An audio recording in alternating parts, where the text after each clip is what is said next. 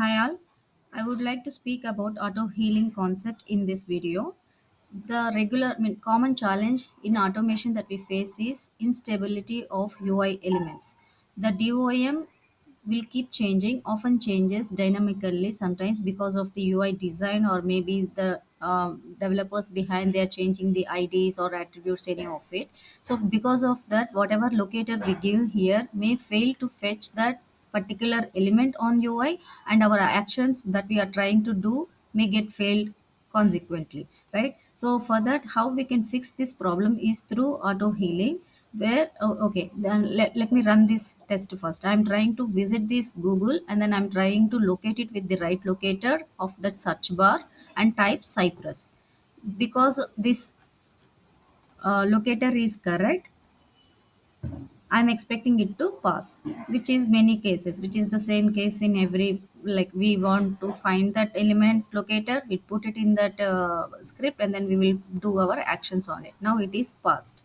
Let's say the DOM in the behind is changed. It got edited or something, the DOM is changed. Now this locator is not available in the DOM anymore. Now our script will try to keep on searching for that locator on the UI, and then that element will not be found with this locator, and we will thereby will eventually this test will fail. So what is auto healing does in this case is like you can see there was, let's say our UI element is the search bar here, and we have given one locator. Usually that's the case we do. Without the auto healing, when the element is found, the test was passed. When the element couldn't found with the locator we have given, test failed. So there is only a 50% of probability of our test to pass. This is the most cases that we so far follow. Like without auto healing, we give a locator, and if it is found, it is passed. If it is not found, it will fail. With the auto healing, what we can do is like we can maintain an array of alternative locators, and we also maintain a retries counter. So whatever element locators that we think, like we don't have to go by one locator here. We can go by CSS, we can go by XPath, we can go by tag, everything. We can maintain all the possible locators in the alternate locators array. And whenever, let's say, the maybe the ID got changed, the Google search now has become Google search edited, but the tag name or maybe the link name would still be the same.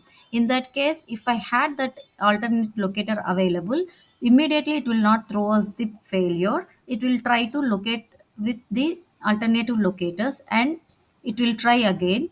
And still if it doesn't find, it will go with the next locator, like that. How many locators we maintain, that many times it will try to locate, and then only will give the result. So the probability of this case is 99%, because we are not relying on one particular locator here, and we are also maintaining the counter.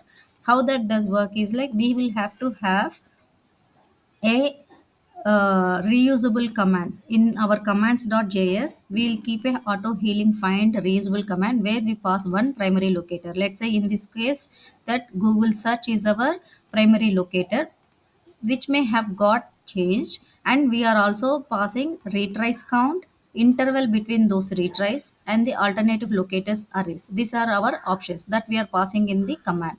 So what we are trying to do, we are trying to find that element with the number of attempts we have given, and only after all the attempts are exhausted the test will fail, like I have shown you in the flow chart.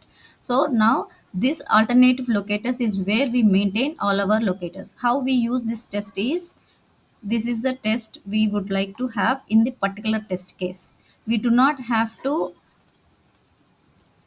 we do not have to have it all the cases. Wherever we think the elements are dynamically changing, there we can have this particular test case script available. So you I am mentioning alternative locator Google search, a proper one, and the primary locator has got changed. I'm just, for the sake of demo, I'm editing this. Now let's say this primary locator is changed.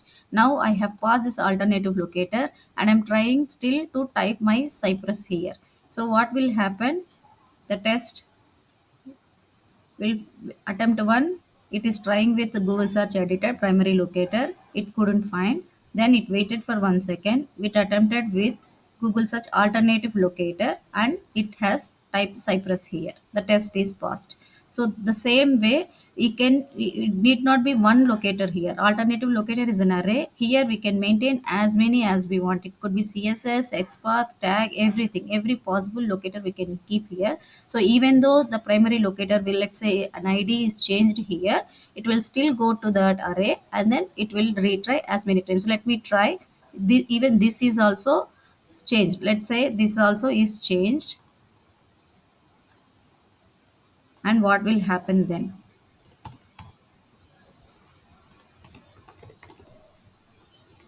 Now it has to go for three attempts. It tried with this one, failed. It tried with another one, failed, but it still tried with another one and it passed. So that is how we can have our test cases written resilient. It will bring resilience more because we are not throwing error immediately. We are going from this 50% chance from 99% chance where our tests will be robust. We don't have to change the script. We only have to increase the alternative locators array here, and then the script will still be the same and our maintenance will be very easy. For example, you may have one environment having one kind of DOM and another environment having another kind of DOM. But if you want to run the same test, like say the production environment and lower environment, and the DOM for production environment is different and lower environment is different, in that case also, if you have these alternative locators mentioned, the same script we can run in two different environments without any changes, just by changing the whatever the config, right? The config can be changed and the locators can be maintained here. Your actions, your scenario will still continue to be the same. So that way we can bring in efficiency, we can bring in a lot of stability into our automation test cases. Thank you.